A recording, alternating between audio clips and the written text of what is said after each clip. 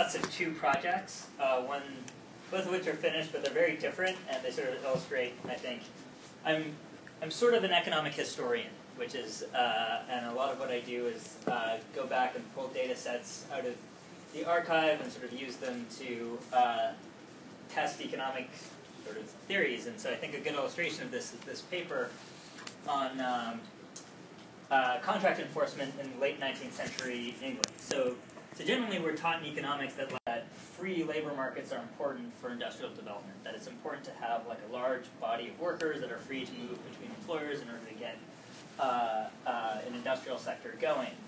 And particularly in Britain, people have talked about like the importance of enclosing, turfing people, taking a peasantry, enclosing them, forcing them off the land, and then getting them into the cities where they could then be used as like a free labor force for industrialists. But there's actually remarkably little quantitative analysis of 19th century British labor markets, particularly given the data that's available. It's really fantastic data because the British write everything down.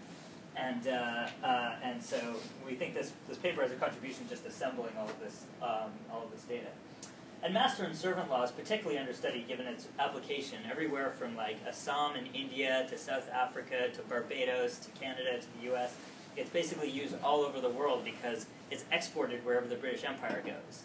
And so you find its use in all sorts of diverse colonial and post-colonial sort of contexts. And it's sort of remarkably that the only people who have studied it have been historians, and nothing really quantitative has been done. I'll skip that. So this is essentially where master and servant prosecutions were across British counties, and particularly these are like the industrial heartlands of 19th century England. This is where the Industrial Revolution takes off. And so the point of this, and this is like Lancashire up here, and the point of this is that like the places where the darker means more master and servant prosecutions, and so the point of this is that it's actually in some of the most advanced parts of England that this law is being used the most.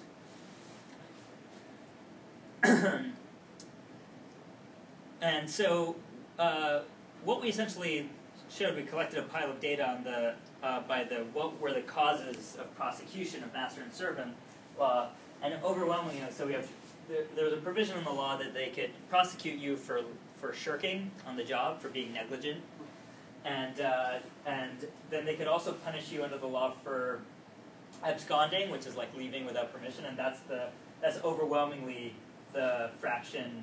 The use of the law is in absconding.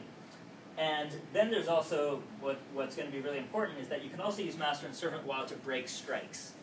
And that's going to be particularly, so it's only in a very few districts, but in a very few districts you'll get a lot that are all just about repressing strikes. Okay, so the way that the law worked is that if you didn't show up to work or you quit without permission, an employer could call a constable to go get you and take you up in front of the magistrate, and the magistrate would make a judgment by a summary judgment where it's just like, all right, you come in, you hear your case very quickly, and it's like guilty or not guilty immediately. And employers in this period just almost always won their cases. Employees were then given the option of fulfilling their contractual obligations, so they could either go back to work for the employer or go to prison for up to 3 months, and then they'd have to go back to their employer anyway. Because punishment did not terminate the contract. After completing the prison term, you had to go back and work, and you had to stay bound by this contract. And so this is what prison looks like. This is the treadmill, and it's it's 19th century England, so they're all into the idea that hard work will reform and rehabilitate you. So they just have you like sort of walking on a treadmill for hours a day. And this thing is even worse. This thing is a crank, and it's essentially like you had to turn this crank 10,000 times, like 3 times a day before your meal.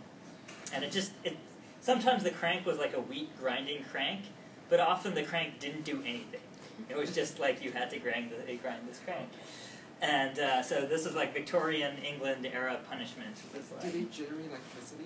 No, it just didn't do anything. It just was like, the point was to make you turn it, and that had no other point. So why this is interesting economics is that master and servant law, theoretically, if you put this in the scope of one of our models, it's just increasing the set of contracts. Nobody's forcing you to sign them. And so it's theoretically only increasing the set of contracts. Like, okay, you can sign a master and servant contract, but you don't have to. So why did you need like a political campaign to repeal this law? And there was like a very active political campaign. And the repeal was really driven by unions' desire for a right to strike. And what happened was essentially because master and servant makes it a crime for you to leave your employer without permission, that means that a strike is very clearly a criminal action by a labor union. And so as soon as unions are legalized, which is 1871, that this 1871 Trade Unions Act basically says that unions are legal, but they are not allowed to do anything illegal. So if you've got master and servant law, then that means that the main weapon you have for negotiating an increased wage, the strike, is off the table. And so the unions start lobbying hard to get this repealed, and then they finally succeed in 1875. Should I go through the model? Yeah? Why not? Why not? All right, so how does this work? You've got risk-neutral employers offering risk-averse employees a guaranteed contractual wage. So it's like, okay, I'll give you some fixed wage, but the worker can choose to either take this fixed wage contract or they can take their chances on some sort of spot market where they don't know what the wage is going to be.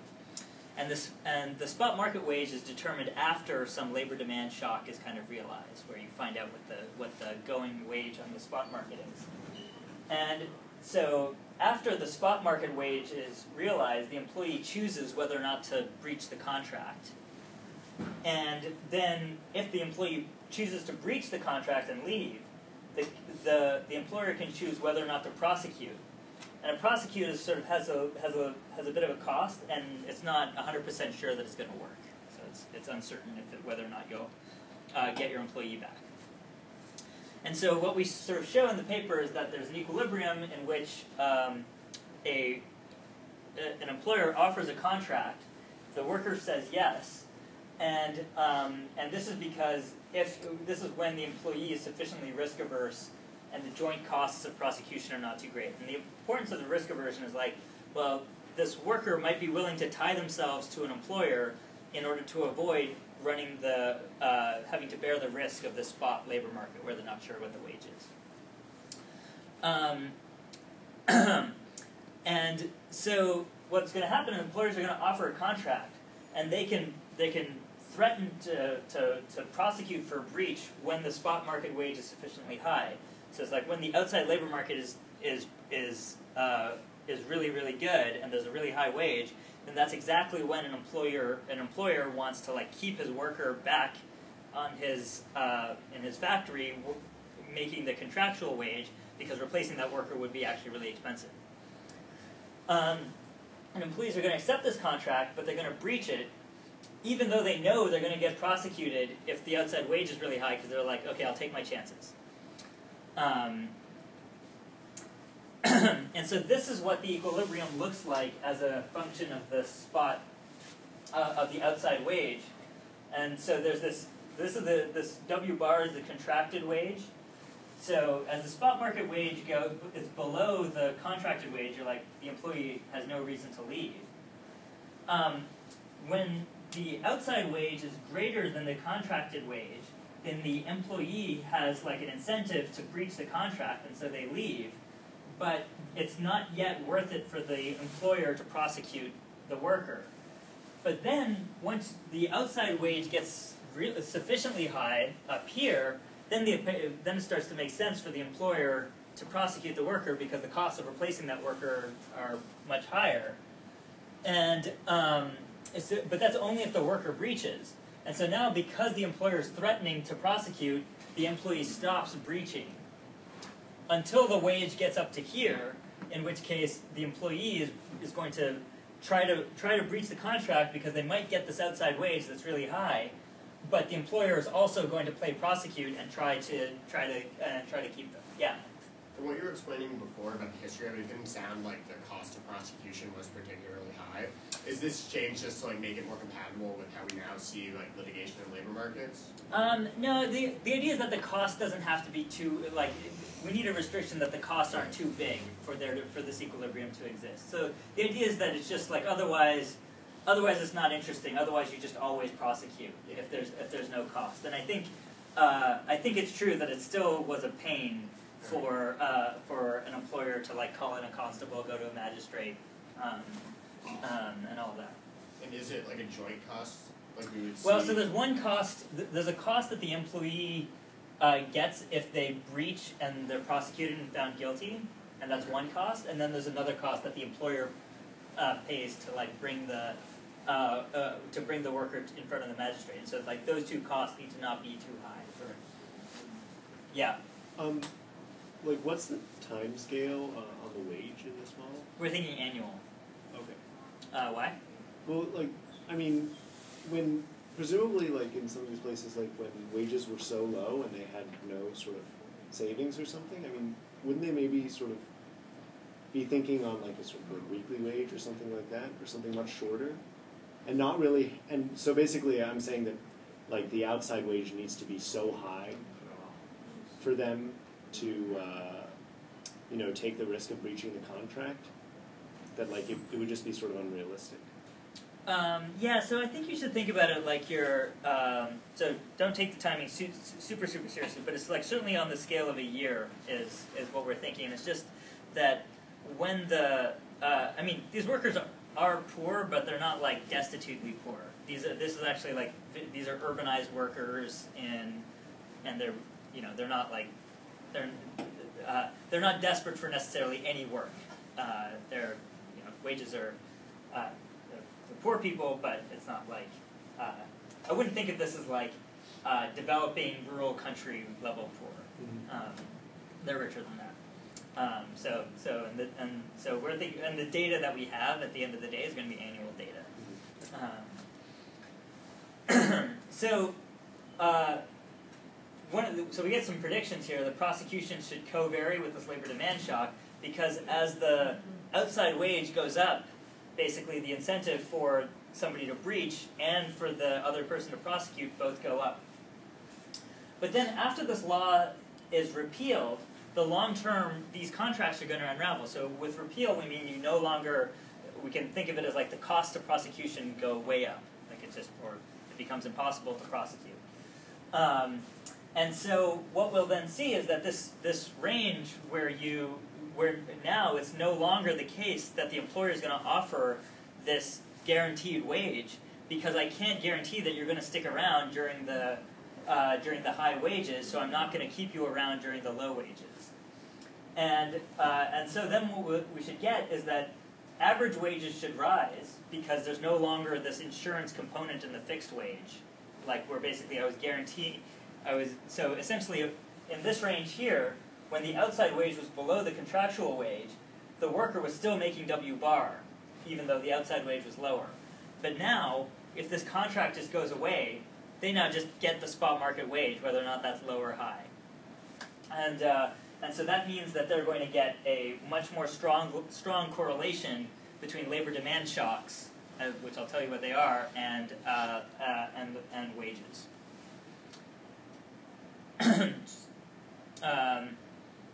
So this is just kind of what it looks like in the time series. When like the unemployment rate is high, you sort of see that prosecutions are low, and when the unemployment rate is low, prosecutions are high. And so that's just in the time series. But now, sort of the main sort of thing of the paper is that we take counties that are specialized in textiles, iron production, and coal, and we look at how the prosecutions in those different counties behave compared to the price of their output. So the idea is that when the price of the output good, say in textiles here, this is like the price of output in the textile sector. And this is how many extra prosecutions are happening in the counties that are specialized in textiles. And the point is that generally when the output price of textiles is high, you get higher prosecutions, because that's when that's sort of when the marginal product of labor is really high, and so the workers are able to breach for this higher wage, and when it also makes sense for the employer to hunt them down. And we'll see the same thing in iron specialized counties and the iron price. So as the iron price goes up and down, you see extra prosecutions in these iron producing counties. And the same thing for these coal counties. And then we kind of do this in a regression, and this is essentially what you find is they're all positive and significant. That essentially when you have the coal prices high in a coal county, you get more prosecutions. When the iron price is high in an iron county, you get more prosecutions. When the textile price is high and in the textile sector, you get more prosecutions. Okay, and so this is just some robustness thing. One of the things we did as a falsification check to make so you might think, well, maybe there's something else about the judiciary that's changing with these shocks. Maybe judges are doing something different. So what we did is that we took this other category of prosecutions, which is vagrancy and begging, which is essentially let you throw homeless people in jail. And we looked to see if these also responded to these labor demand shocks, and we don't get anything, suggesting that it's not just something about the courts sort of acting differentially against unemployed people in order to increase labor supply. I mean, yeah, so it's just this is our best shot of trying to ruling out a court-specific channel. This is controlling for a bunch of union activity and strike activity. And this is splitting it out by rural and urban counties and checking that we have results in both rural and urban counties.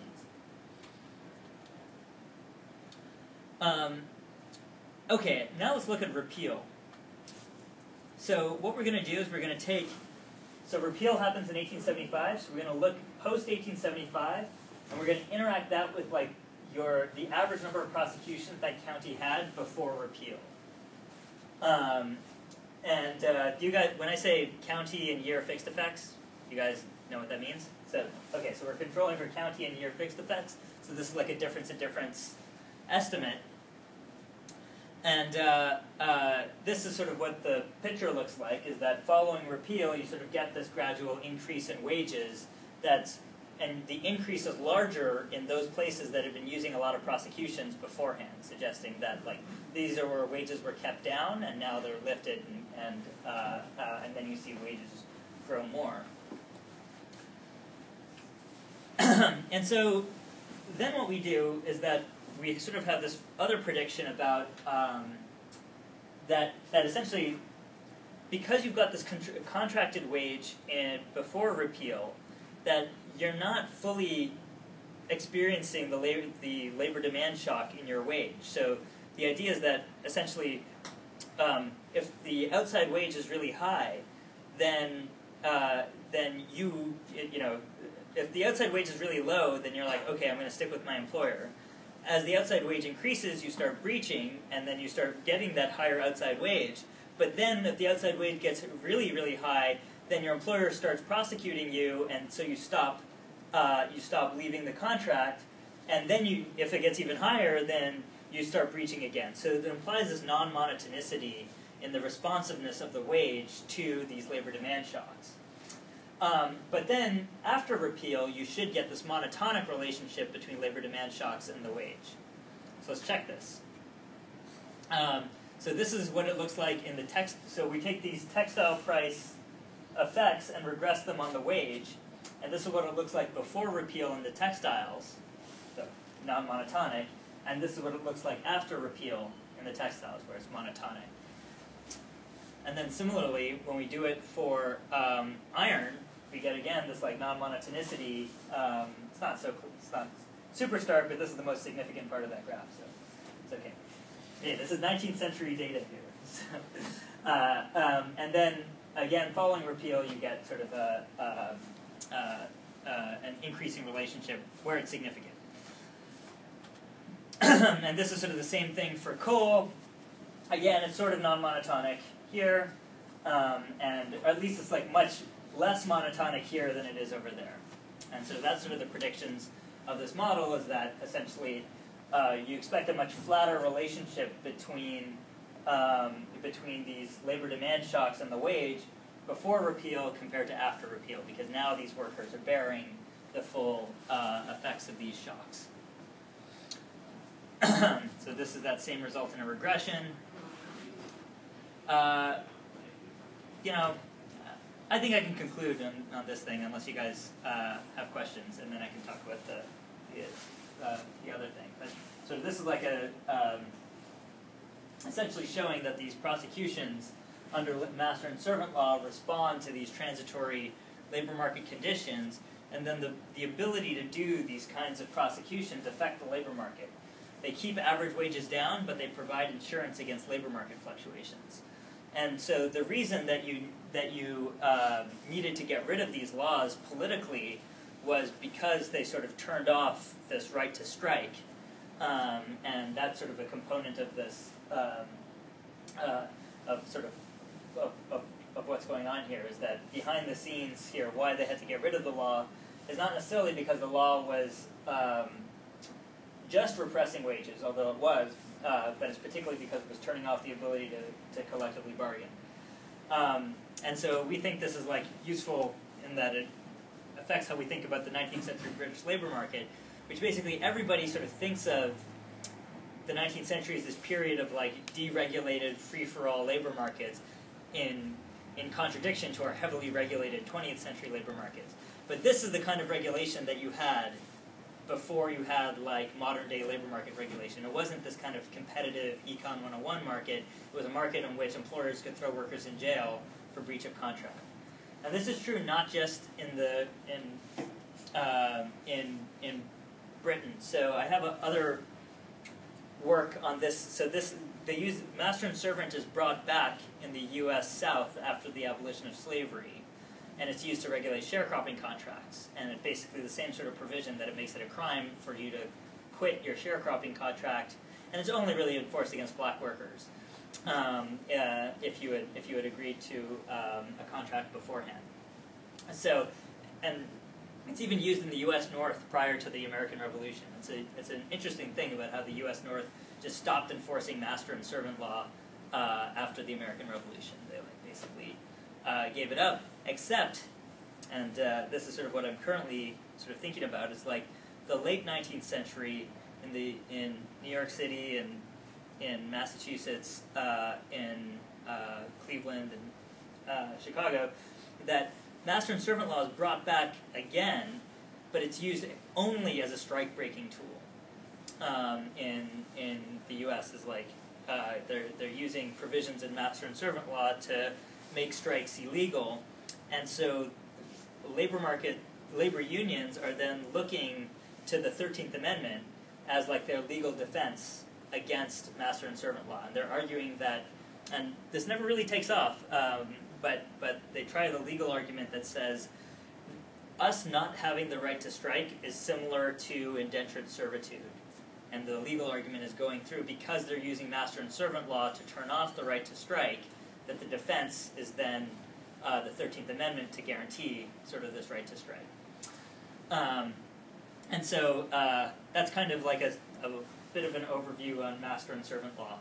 And so I can take questions, and then I can talk about like this other totally different thing.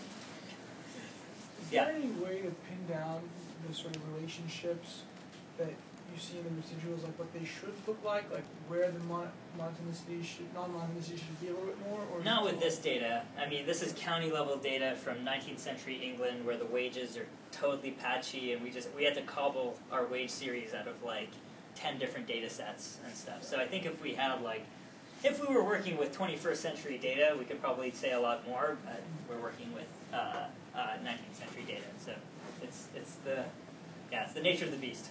I think we were just lucky to pick up this non-monotonicity bit.